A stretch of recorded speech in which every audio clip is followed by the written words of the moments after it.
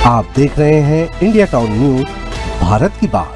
सावधान, छत्तीसगढ़ में bird flu ने दस्तक दे दी है। जी हां, नमस्कार, स्वागत है आपका इंडिया टाउन न्यूज में। मैं हूं आपके साथ संजना कुशवाहा।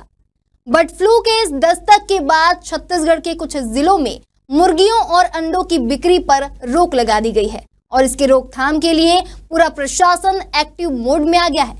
बता दें, जब रायगढ़ में बर्ड फ्लू की पुष्टि हुई थी तब सरकारी पोल्ट्री फार्म में बर्ड फ्लू का मामला सामने आने के बाद कलेक्टर समेत प्रशासनिक अमला मौके पर पहुंचा और यहां की 5000 मुर्गियों, 12000 चूजे और 17000 अंडों को नष्ट किया गया था।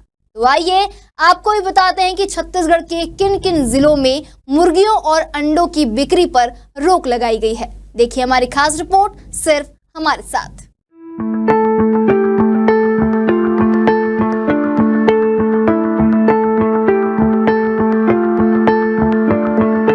बर्ड फ्लू, जिसे एवियन इन्फ्लुएंजा भी कहा जाता है, एक वायरल बीमारी है जो मुख्य रूप से पक्षियों को प्रभावित करती है।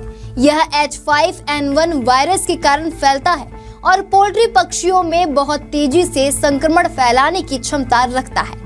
यह बीमारी पक्षियों के लिए जानलेवा हो सकती है और कुछ मामलों में इंसानों को भी प्रभावित कर सकती है। छत्तीसगढ़ में पहले भी बर्ड फ्लू के मामले सामने आए हैं और हर बार इसने पोल्ट्री व्यवसाय को भारी नुकसान पहुंचाया है। फरवरी 2025 में रायगढ़ में बर्ड फ्लू की पुष्टि हुई थी और अब कोरिया में इसका प्रकोप सामने आया है। इससे प्रशासन पहले से अधिक सतर्क हो गया है।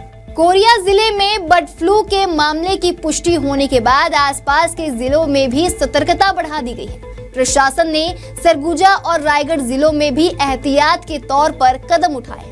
खास तौर पर पोल्ट्री फार्म, कुक्कुट पालन केंद्र और निजी फार्मों में गहन जांच के निर्देश दिए गए हैं। बाहर से आने वाले चूजों और मुर्गियों की निगरानी भी बढ़ा दी गई है। बता दें, कोरिया के बैकुंठपुर में स्थित एक हेचरी में बर्ड फ्लू की पुष्टि होने के बाद इस इलाके को सर्विलांस जोन घोषित कर दिया गया है। हालांकि सरगुजा जिले में अब तक किसी भी पोल्ट्री फार्म में बर्ड फ्लू की पुष्टि नहीं हुई है। फिर भी पशु विभाग ने एहतियात के तौर पर सभी पोल्ट्री फार्मों की निगरानी शुरू कर दी है।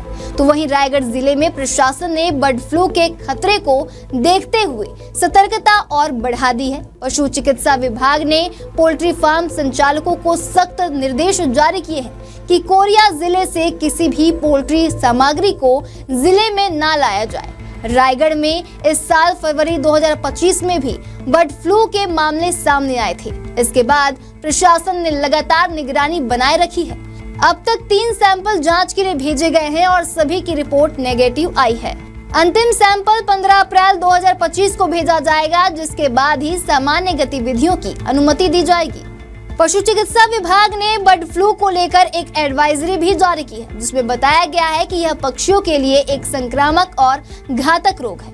यह बीमारी बहुत तेजी से फैलती है और पोल्ट्री व्यवसाय को बड़ा नुकसान पहुंचा सकती है। इसलिए पोल्ट्री संचालकों को निर्देश दिया गया है, अपने फार्म में साफ सफाई का विशेष ध्यान रखें। किसी भी असामान्य लक्षण वाले पक्षी की तुरंत जांच कराएं।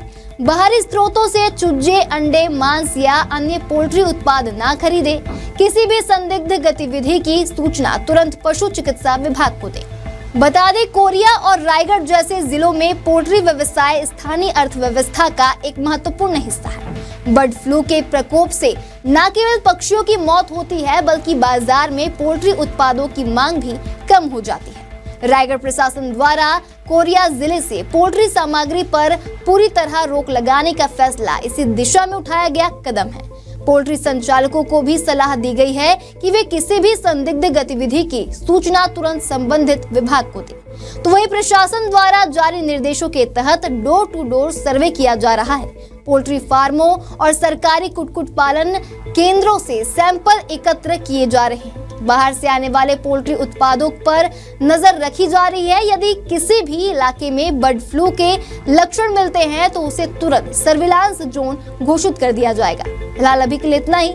अगली बार फिर हाजिर होंगे एक नए विषय को लेकर। तब तक के लिए दीजिए इजाजत और देखते रहिए इंडिया टाउन न्यूज, भारत की बात।